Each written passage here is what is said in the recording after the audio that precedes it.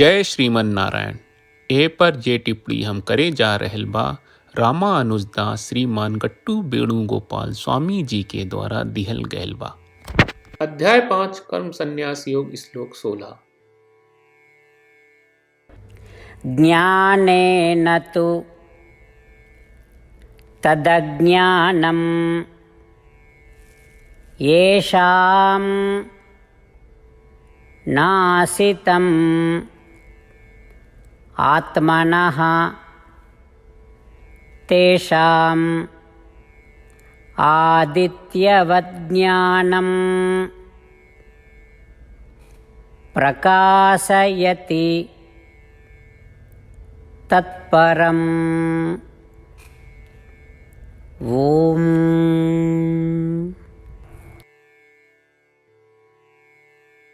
गीताचार्य श्री कृष्ण परमात्मा अर्जुन सहित हम सबके कर्म संन्यास योग सिखा रहल बाड़े। परमात्मा कहत बाड़े, अर्जुन आत्मा के मतलब रउआ से होला।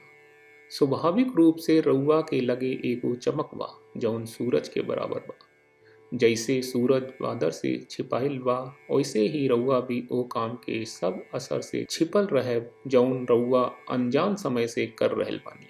लेकिन जब हवा के तेज लहर आवेला त सब बादर छट जाला और सूरज आपन प्राकृतिक प्रकाश सा चमके लागी। ई तरह से जब रउरा तोहरे कामन का सब प्रभाव आ वासना दूर हो जाई ता रौरा उजागर हुई जाई और रौरा आपन प्राकृतिक चमक से चमक उठी। कब तुहार कामन का सब प्रभाव व वासना मिट जाई? जब आप प्रबुद्ध लोगन के पास जाई, उनकर सेवा करी और उनकर शिक्षा प्राप्त करी, जेकरे द्वारा आप आपन मूल स्वभाव के बोध कर लेब और लगातार ओकरे पर चिंतन करब और ओकरा अनुसार आपन सब काम करब। सब कर्म वासना आ कर्म के प्रभाव मिट जाए और पाप आपन प्राकृतिक प्रकाश से जगमगा उठी। तब आत्म साक्षात्कार हासिल करे खातिर रौरा औरी उत्साह मिले लागी। ई प्रकार श्री कृष्ण परमात्मा समझा रहल बाड़े कि कैसे हमनी के आपन बारे में स्पष्ट समझ मिलेला और कैसे हमनी के आत्म साक्षात्कार प्राप्त करे खातिर बहुत उत्साह मिलेला। श्री कृष्ण परमात्मा के शिक्षा पर ध्यान करत समय हमनी के प्रबुद्ध शिक्षक लोग के पास जाके उनकर शिक्षा सुनल जाए जे हमनी के आत्मा के बारे में बतावेला और उनकर शिक्षा पर चिंतन आ ध्यान करे के मतलब बा कि रोजाना आपन आप के याद कहिल आत्म साक्षात्कार के प्राप्ति खातिर उत्साह बढ़ावे के प्रयास करब। आई परमात्मा के शिक्षा पर ध्यान करत समय हम सब परमात्मा के शब्दन के ई प्रकार दोहराई। ज्ञानेन तु तदज्ञानं येषां नासितमात्मनः तेषामादित्यवत् ज्ञानं प्रकाशयति तत्परम्।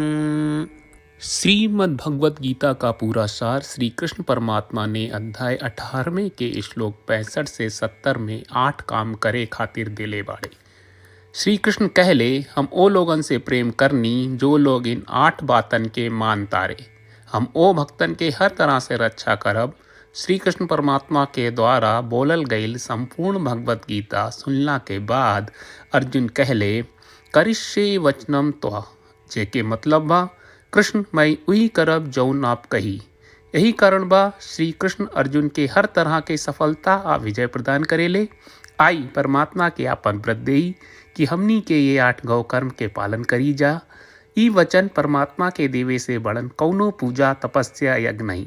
हम 8 प्रण कहब जौन हमनी के करे के चाहिए। आप सब कृपया इन्हन के आपन दिमाग और दिल में सोची। श्री कृष्ण के आपन वचन देवे के ई तरीका में हमनी सबकी कल्पना करे के चाहिए कि श्री कृष्ण का चेहरा खुशी से चमकत बा और खुशी के एहसास करत बा। जय श्रीमन नारायण। यहाँ हमनी के 8 वादा बा। हमनी के पहला वादा, हे श्रीमन नारायण, आपका निर्देश के मुताबिक हम हमेशा तोहार ध्यान करब और तोहार बारे में सोचब। हमनी के दूसर वादा, हे श्रीमन नारायण, आपका सलाह का अनुसार हम हमेशा आपका भक्त रहब। हमनी के तीसर वादा, हे श्रीमन नारायण, हम आपन सब काम तोहरा सेवा के रूप में और तोहरा संतुष्टि खातिर करब। हमनी के चौथा वादा, हे श्रीमन नारायण, जैस की आप माने के कहले रहलू, हमरा बहुत विश्वास बा कि हम आपके होई और हम हमेशा आपन दोनों हाथ जोड़ के आपके नमस्कार करब और आपकी पूजा करब। उन्हीं के पांचवा वादा, हे श्रीमन्नारायण हमरा के तोरा बात माम एकम शरणम ब्रज 1866 याद कहले, जहाँ आप हमरा के आपन का अर्पित करे का कहा। श्रीमन्नारायण मैं हमेशा तोरे शरण में रहा। हमनी के छठवा वादा, हे श्रीमन्नारायण हमरा के तोहरा बात माँ सुचहा 1866 याद कहले कि आप हमनी के शोक ना करे का आश्वासन दे रहे बड़े, हम अब और शोक ना करब। हमनी के सातवां वादा, हे श्रीमन्नारायण आपने हमरा खातिर श्रीमद् भगवत गीता के वितरण करके हम सबके कृपा कहले और आशीर्वाद दहले बा। हम वादा करत बानी कि रोजाना कम से कम एक श्लोक पढ़ब या सुनब। हमनी के आठवां वादा, हे श्रीमन्नारायण आप गीता के पूरा मानवता तक ले गयलू। हम गीता में आपके दिव्य वचन के उन भक्तन तक पहुँचावे के प्रयास करब जे गीता से अपरिचित बा।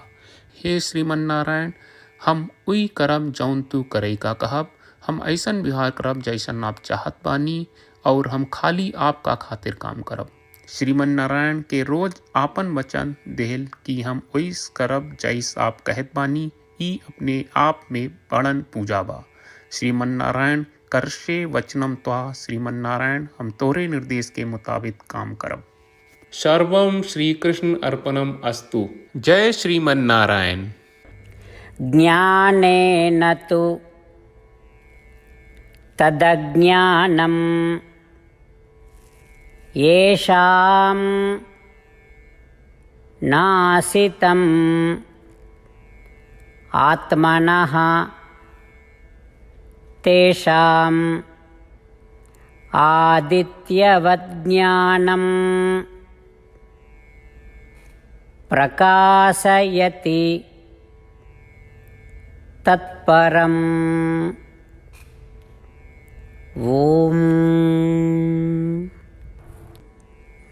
ज्ञानेन तु तदज्ञानं येषां नासितमात्मनः तेषामादित्यवज्ञानं प्रकाशयति तत्परम्। श्रीमन्नारायण करिष्ये वचनं तव। सर्वं श्रीकृष्णार्पणमस्तु। जय श्रीमन्नारायण।